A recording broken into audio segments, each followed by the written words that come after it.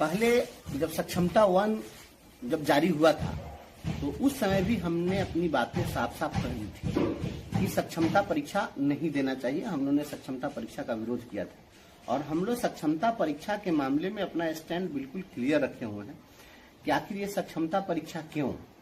माननीय उच्च न्यायालय में जब मामला गया तो हम लोग इस बात को भी लेकर गए थे कोर्ट में कि सक्षमता परीक्षा कानूनी रूप से जायज है या नहीं है।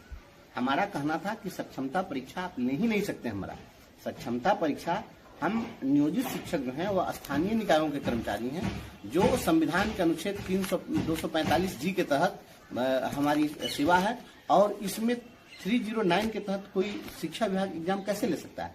लेकिन कोर्ट ने परीक्षा के वैधानिकता के संबंध में कुछ नहीं कहा, केवल यह कह दिया कि आपको देना है तो दीजिए, नहीं देना है नहीं दीजिए, आपका जो स्टेटस पहले था वो बना रहेगा। तो ये बातें हुई, लेकिन कोर्ट ने संवैधानिक पहलुओं पर बात नहीं की। बहुत सारे ऐसी चीजें हैं जिन मुद्दों पर कोर्ट ने चुप्पी साध ली। हाई कोर्ट ने कुछ क्लियर कट नहीं कहा। आजकल न्यायपालिका की जो स्थिति है वो किसी से छिपी हुई नहीं है। अभी भी उसका कोई ऑप्शन बंद नहीं हुआ है और रास्ते बंद नहीं है। कुछ न कुछ दिमाग हम लोग लगा रहे हैं। लेकिन बात रही कि सक्षमता परीक्षा हम लोग को देना चाहिए नहीं देना चाहिए, तो हम पहले भी बता चुके हैं। क्यों विशिष्ट शिक्षक आखिर क्यों बनना है। हमारे साथी लोग कहते हैं कि राज्यकर्मी बनने के लिए विशिष्ट शिक्षक हम लोग को देना चाहिए। कुछ लोगों का कहना है कि नहीं देना चाहिए। तो विशिष्ट शिक्षक बनने से हमें क्या क्या लाभ मिलेगा, तो लाभ और हानि का तुलनात्मक हमने एक वीडियो हमने बनाया था और हमने पहले बताया था कि तुलनात्मक रूप से क्या लाभ हो सकता है, क्या नफा नुकसान हो सकता है। जो एक राज्यकर्मी होता है उस राज्यकर्मी को क्या चीजें मिलती है, पहले इस बात को समझ लीजिए। तो राज्यकर्मी को जो सुविधाएं मिलती है उन सुविधाओं में राज्यकर्मी को सेवानिवृत्ति के उपरांत एक राज्यकर्मी को 4 चीजें मिलती है, जिसमें उनका ईएल होता है, ग्रेचुटी होती है, ग्रुप लाइफ इंश्योरेंस होता है और जीपीएफ होता है, और उसके बाद बचता है पेंशन। ये मुख्य रूप से यही फैसिलिटी राज्यकर्मी की है जिसके लिए हम लोग इतना हायतवा मचा के रखते हैं। तो हमने पहले भी बताया था कि हमारी जो लड़ाई है वह किस तरह से चल रही है। आपको ईपीएफ का जो लाभ मिला, बिहार के तमाम साथियों को मैं फिर से रिकॉल करा देना चाहता हूँ, यह ईपीएफ का लाभ इसी तरीके से ढुलमुल रवैये से आपको नहीं मिला था। यह ईपीएफ के लाभ के लिए 2016 में भी 8910 हमने केस दर्ज किया था हाईकोर्ट में, और ईपीएफ ने बजाबता ईपीएफओ ने यह खुद से जाकर काउंटर एफिडेविट दिया कोर्ट में और कहा कि नहीं, ये लोगों को ईपीएफ का लाभ मिलना चाहिए। तो आज आपको ईपीएफ का लाभ मिला, पर इस तरीके से नहीं मिलता, वो कहीं ना कहीं हम लोग का विजन था। तो ईपीएफ का लाभ आपको मिला। जब आप जाएंगे राज्यकर्मी बनेंगे तो उसमें जीपीएफ लोग कटवाते हैं, लेकिन अब तो जीपीएस भी नहीं, अब तो एनपीएस है। तो उसमें क्या होता है कि पीएफ के फंड में, केवल पीएफ के फंड में सरकार कोई पैसा नहीं देती है, उसमें कर्मचारी अपना कटवाते हैं। जो जीपीएफ का समान भविष्य निधि का प्रोविजन, उसमें केवल और केवल अपना कर्मचारी अपना कटवाता है। खैर, रही बात आपको ग्रेचुटी की, तो हमने आपसे वायदा किया था कि आपको हम ग्रेचुटी का लाभ दिलवाएंगे। अब वह दिन दूर नहीं है। सोमवार को माननीय उच्च न्यायालय में हमारे केस की सुनवाई है। पिछले दिनों जो सुनवाई हुई है उसमें कोर्ट का रुख जो सख्त था, और यह एक सेंट्रल लेजिस्लेचर है, और सुप्रीम कोर्ट ने भी जब कह दिया कि नगर निगम के डेली वेजेज वर्कर को भी आपको ग्रेचुटी का लाभ देना होगा, तो ग्रेचुटी का लाभ आपको मिलेगा। अब जो लोग भी विशिष्ट शिक्षक बनना चाहते हैं, मेरे भाई बंधु, जरा आप सोचिए कि जब आप विशिष्ट शिक्षक बनेंगे तो आपको कहा जा रहा है कि यह विशिष्ट शिक्षक बनने के बाद जिला स्तर पर आप एकल संवर्ग हो जाएंगे, यूनिफाइड डिस्ट्रिक्ट कैडर के आप टीचर हो जाएंगे। तो जैसे ही आप नए डिस्ट्रिक्ट कैडर में जब जाएंगे तो पूर्व के आपके सेवा की गणना नहीं होगी। तो पूर्व के सेवा की जब गणना नहीं होगी तो जब आप रिटायर करेंगे तो जो 20 साल से काम कर रहे हैं, इस 20 वर्षों के सेवा के आधार पर आपको मिलने वाली ग्रेचुटी का स्पष्ट रूप से नुकसान होता हमको दिख रहा है। हम 20 वर्ष सेवा कर लिए और आज से हमारी नई सेवा स्टार्ट होगी, तो 20 वर्षों के लिए हमारा जो कम से कम 10 माह का जो ग्रेचुटी मिलता है रिटायरमेंट के टाइम में, तो वो तो हमको नहीं मिलेगा। ये तो हमारा नुकसान है। तो मुझे लगता है कि ग्रेचुटी के मामले में हमारा नुकसान हो जाएगा, सीनियरिटी के मामले में हमारा नुकसान हो जाएगा, क्योंकि जब यूनिफाइड कैडर बनेगा तो उस कैडर में जाने के दिन से फिर हमारी सीनियरिटी का निर्धारण किया जाएगा, तो हमारी सीनियरिटी का नुकसान हो जाएगा। प्रमोशन की जो हमारी बातें हैं वो प्रमोशन के लिए हम कोर्ट में केस लड़ रहे हैं। आज वो कल हम लोग को हो जाना है। अभी जो लग रहा है कुछ पैसा बढ़ जाएगा, तो मात्र 320 रुपया हम लोगों को बढ़ेगा। तो 320 रुपये हम लोग को बढ़ जाएंगे और 320 तरह की परेशानी बढ़ जाएगी। क्या इन 320 तरह की परेशानियों के को लेकर के इसके साथ साथ आप क्या 320 रुपए का फायदा लेना चाहेंगे? आर्थिक रूप से। और वो भी फायदा कब तक, जब तक कि हमारा प्रमोशन नहीं हुआ। हमारा जिस दिन प्रमोशन हो जाएगा उस दिन आज के डेट में एक व्यक्ति चले जाए विशिष्ट शिक्षक में, एक रह जाए नियोजित शिक्षक में। और कल को जब प्रोन्नति हो जाएगी तो जो नियोजित शिक्षक हैं उनको प्रमोशन के आधार पर उनको जब अगला जैसे ही ग्रेड पे मिलेगा तो आप विशिष्ट शिक्षक से अधिक हो जाएंगे, तो विशिष्ट शिक्षक वाले का वेतन कम जाएगा और नियोजित शिक्षक का वेतन बढ़ जाएगा। तो ये और प्रमोशन के हम लोग बहुत करीब पहुंच गए हुए हैं और लड़ाई हमारी चल रही है। हम बहुत सारा चीज खुलासा नहीं करेंगे, लेकिन वो हम प्रमोशन देखिए अभी आया ना एक जिले का तो दे दिया 12 वर्षों के आधार पर प्रमोशन। तो 12 वर्ष के आधार पर तो हम लोग भी चाहे तो हर जिला में लड़ करके करा लें, लेकिन 12 वर्ष वाला हमको नहीं चाहिए, हमको स्नातक ग्रेड में चाहिए।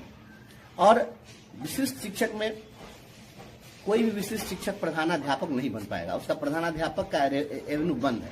लेकिन हमारे मामले में प्रधानाध्यापक का एवेन्यू खुला हुआ है, तो हमारे बीच के लोग प्रधानाध्यापक तक प्रमोशन पाएंगे, तो प्रमोशन में हमारा नुकसान हो जा रहा है। रही बात ईएल की, तो ईएल हम उन लोगों को 300 दिन मिलता है, हम लोगों को 200 दिन मिलता है स्टोर करने के लिए। अभी बात चल रही है सरकार में, हम आपको बता देते हैं, इंटरनल बातें हैं, लेकिन यह बात चली है, उच्च स्तर पर चर्चा चली है इस बात की कि गर्मी की छुट्टी जो पहले से दी जाती थी तो शिक्षकों का पद वेकेशनल पोस्ट होता था, और इसी वेकेशनल पोस्ट होने के कारण शिक्षकों को मात्र रेगुलर टीचर को 14 दिन का ईएल मिल रहा था और नियोजित शिक्षकों को मात्र 11 दिन का ईएल मिल रहा था प्रत्येक वर्ष। तो यह चर्चा चली है, क्योंकि ऊपरी स्तर पर लोगों ने बात उठाई कि भाई जब आप सालों भर काम लीजिएगा तो इसको ईएल बराबर क्यों नहीं दीजिएगा। तो अन्य राज्यकर्मियों को 33 दिन का ईएल मिलता है, तो ईएल का लाभ हमें भी मिलेगा और उस ईएल के बदले में पैसा भी देने की बात हो रही है, निश्चित रूप से ये चीज भी मिल जाएगा। तो और अब आई बात एक बच गई है पेंशन की, तो पेंशन पर हम आपको स्पष्ट कर देते हैं, एकदम स्पष्ट रूप से जान लीजिए। जो लोग भी 2012 में 34,540 कोटि के लोग बहाल हुए, ये शिक्षक लोग वह एनपीएस के दायरे में थे। तो एनपीएस के दायरे में जो लोग थे उन लोगों को 10 वर्ष सेवा करने के बाद जब रिटायर किए हैं तो किन्हीं को 1700, किन्हीं को 2000 रुपया यही पेंशन मिला। अब हम लोग नियोजित शिक्षक हैं, हम लोगों को पेंशन नहीं है, लेकिन जो ईपीएफ वाला जो मामला है, ईपीएफ में जो हमारा योगदान होता है, कंट्रीब्यूशन है, सरकार भी जो अंशदान करती है, उसमें भी पेंशन प्लान है। तो पूर्व से जो ईपीएफ का पेंशन प्लान है उसमें था कि 10 वर्षों तक अगर आपकी कटौती होती है तो न्यूनतम 1000 रुपये आपको पेंशन दिया जाएगा ईपीएफ में। लेकिन अब बात चली भारत सरकार में कि पेंशन जो है 1000 रुपया देने का कोई मतलब नहीं है, 1000 रुपया से क्या होगा। तो भारत सरकार ने फाइल बढ़ा दिया डिपार्टमेंट ने, और इस पर बात हो गई है कि न्यूनतम पेंशन 7000 रुपए दिए जाएंगे जिनका 10 वर्ष ईपीएफ में कंट्रीब्यूशन हो चुका है। तो यहाँ 2 लड़ाई हमारी होगी, एक तो कि हम सभी लोगों को अभी जो ये 2020 से ये और 22 से जो हमारा जो ये शुरू कर रहे हैं ईपीएफ में कटौती का, तो हम लोग इसकी भी लड़ाई लड़ेंगे। यह प्रोविजन बना हुआ है ईपीएफ एक्ट 1952 में, यह प्रोविजन है कि जिस तिथि से कोई व्यक्ति नियुक्त हुआ है उसी तिथि से उसको ईपीएफ का लाभ देना है, और उस डेट से अगर नहीं दिया गया है तो नियोक्ता को पेनाल्टी के साथ देना पड़ेगा। तो इस चीज की भी लड़ाई हम लड़ेंगे कि सभी लोगों को उस डेट से जोड़ करके दीजिए। तो आज के डेट में अगर हम चले जाएंगे विशिष्ट शिक्षक में तो वो लड़ाई हम नहीं लड़ पाएंगे। तो हमारे 20 वर्षों का कंट्रीब्यूशन भी सरकार को देना पड़ेगा, और ये इसमें कितने लाख रुपए होंगे और ये जमा करना पड़ेगा, और इसके आधार पर हमारा जो पेंशन होगा बहुत आगे चला जाएगा। तो हम आज जो जाएंगे विशिष्ट शिक्षक में तो उसमें जितना पेंशन मिलेगा उससे ज्यादा पेंशन हमको ईपीएफ में मिल जाएगा। हम जब अभी से जो लोग जाएंगे उसमें 10 साल 15 साल पर जाएंगे तो 2000-3000 रुपया पेंशन मिलेगा एनपीएस में।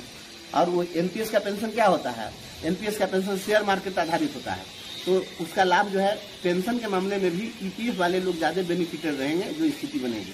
अगर हम पहले की लड़ाई लड़ जाएंगे तो पूर्व की सेवा का सब कुछ देना पड़ जाएगा इनको, और हर हाल में देना पड़ेगा, तो ये चीज हो जाएगा। तो ये मैंने नफा नुकसान बता दिया प्रमोशन के एवेन्यू पर, रिटायरल बेनिफिट और पेंशन के इशू पर हमने इन चीजों को स्पष्ट कर दिया।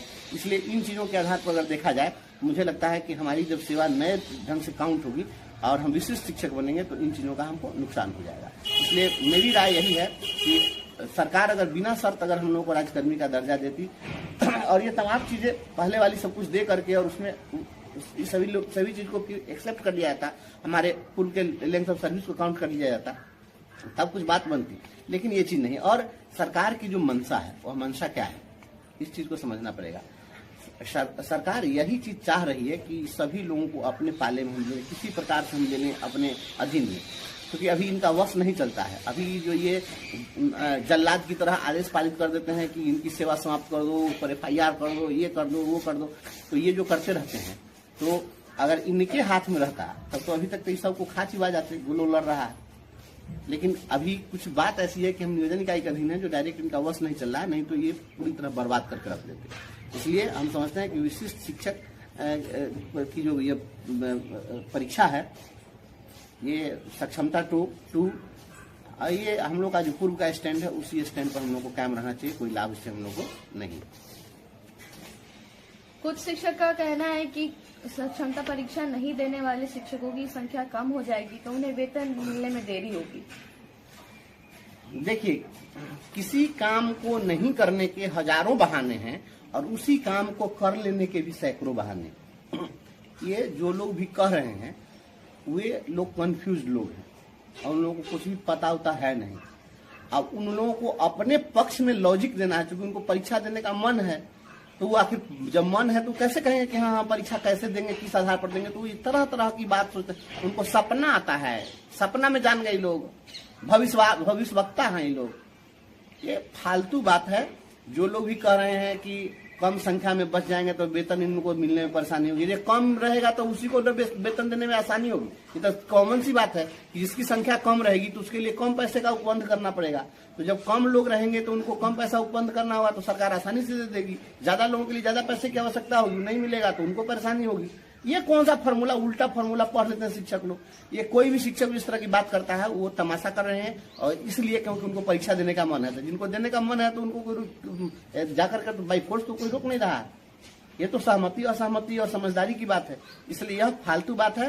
कोई भी लोग जो कह रहे हैं कि जो कम लोग बच जाएंगे तो उनको शेर आके बिल्ली आके खा जाएगी, और यही लोग थे तो ये लोग छत्ता अड़े हुए थे, बिचला खम्मा थे तो घर गिर जाता, ऐसा थोड़ी होता है। एक भी अगर जिस दिन शिक्षक, एक भी व्यक्ति भी नियोजित शिक्षक बचेगा, उस दिन तक उनके लिए जो उनका सारा एवेन्यू है खुला रहेगा, और उन नियमावली में जो लाभ प्रदान किया गया है वो सारा लाभ उनको मिलेगा। इसलिए ये फालतू की बात है। ये मैं सीधे से खारिज करता हूँ इस बात को कि कम लोग बचेंगे तो उनको वेतन नहीं मिलेगा, उनको परेशानी, कोई परेशानी नहीं होगी। सोशल मीडिया में यह बात फैलाई जा रही है कि जो भी शिक्षक नियोजित रह जाएंगे उनका भी दूसरे जिले में स्थानांतरण कर दिया जाएगा।